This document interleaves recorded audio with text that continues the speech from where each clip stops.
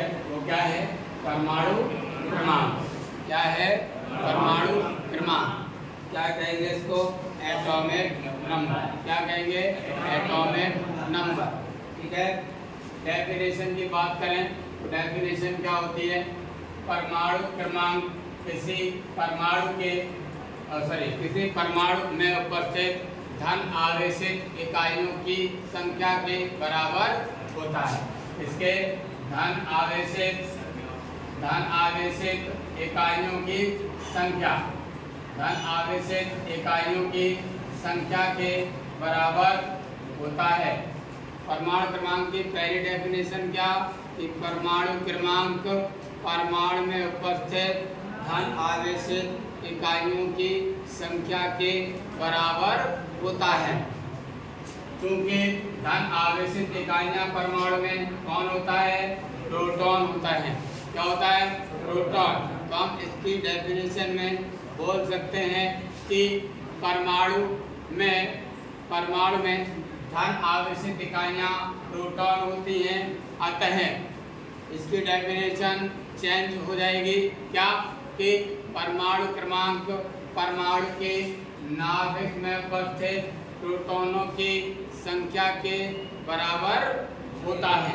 ठीक है ना? क्योंकि हम जानते हैं कि परमाणु उदासीन होता है। उदासीन से मतलब इलेक्ट्रॉनों और प्रोटॉनों की संख्या बराबर होती है।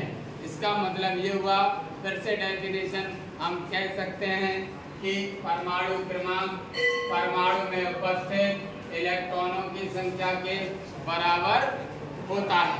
ठीक है ना? इसे कैपिटल Z से प्रदर्शित करते हैं। Z बराबर फॉर्मूला क्या होगा? Z बराबर P बराबर E होगा। कैपिटल Z बराबर P बराबर E। बच्चों अगला बिंदु है हमारा द्रव्यमान संख्या, मास नंबर। इसी को हम लोग सिंपली बोल देते हैं परमाणु भार, एटॉमिक नंबर। ठीक है ना? Sorry, atomic weight. क्या बोलेंगे? Atomic weight. तो इसे रिप्रेजेंट करते हैं कैपिटल A से और फार्मूला होता है P प्लस N। P का मतलब प्रोटॉनों की संख्या, N का मतलब न्यूट्रॉनों की संख्या। दोनों के दोनों नाभिक में उपस्थित होते हैं। तो कह सकते हैं कि परमाणु के नाभिक में उपस्थित प्रोटॉनों की संख्या और न्यूट्रॉनों की संख्या के योग को क्या कहेंगे? द्रव्यमान संख्या कहते हैं। इसे कैपिटल A से प्रदर्शित करते हैं। ओके। अगला नोट पॉइंट की अगर हम बात करें कि किसी परमाणु का द्रव्यमान संख्या तथा परमाणु क्रमांक को निम्न प्रकार से प्रदर्शित करते हैं। बच्चों कोई भी परमाणु हो, मान लो वो X है, तो उसके परमाणु क्रमांक, ये क्या है बच्चों? परमाणु क्रमांक। तो यहाँ कह सकते हैं परमाणु क्रमांक को कहाँ रिप्रेजेंट करेंगे? तत्व के प्रतीक के नीचे। तो ये प्रतीक परमाणु क्रमांक को लिखेंगे और इसके ऊपर जो है वो क्या लिखेंगे? परमाणु भार या द्रव्यमान संख्या को। किसको लिखेंगे? द्रव्यमान संख्या को लिखेंगे। किसको लिखेंगे? द्रव्यमान संख्या को। बच्चों इसके अलावा इस तरह से भी रिप्रेजेंट करते हैं।